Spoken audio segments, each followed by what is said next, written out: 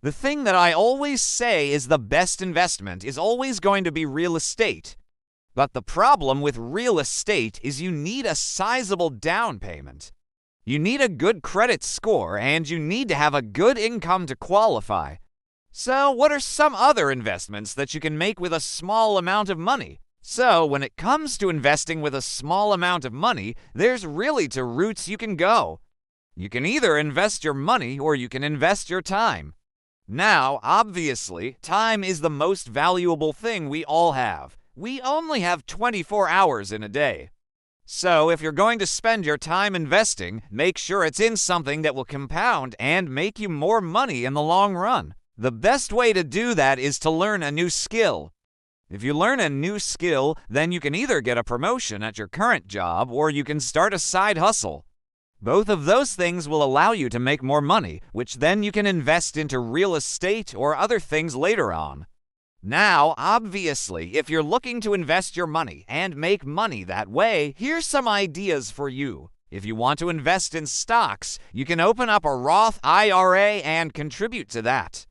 And now, yes, you do need to have earned income in order to contribute to a Roth IRA. So if you don't have a job, then you probably shouldn't be investing in stocks because you won't be able to fund it. But if you have a job or you have a side hustle, then you can put money into a Roth IRA and let compounding interest work its magic. Another place you can invest is into index funds. Index funds are great because you're investing in the entire market. So you're not putting all your eggs in one basket. You're not trying to pick the next winning stock. You're basically just betting on the market as a whole.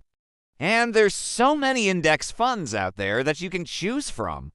You can do an S&P 500. You can do a Dow Jones. You can do a NASDAQ. There's all kinds of different index funds out there. My favorite one is VOO, which is the Vanguard S&P 500 ETF. It basically covers the entire S&P 500 and has a very low expense ratio. Another place you can look into investing is peer-to-peer lending. Now, I haven't done this myself, but I've heard it can be pretty good. Basically, how it works is you're lending money to people who need money. Now, obviously, you want to make sure that you don't lend them too much money, and you want to make sure that you diversify who you lend the money to. Now, before you invest any money, you always want to make sure that you have an emergency fund. You want to make sure you're not investing money that you need to pay for rent or for food or for other necessities. Investing should be money that has left over after you've saved up an emergency fund and you've paid all your bills.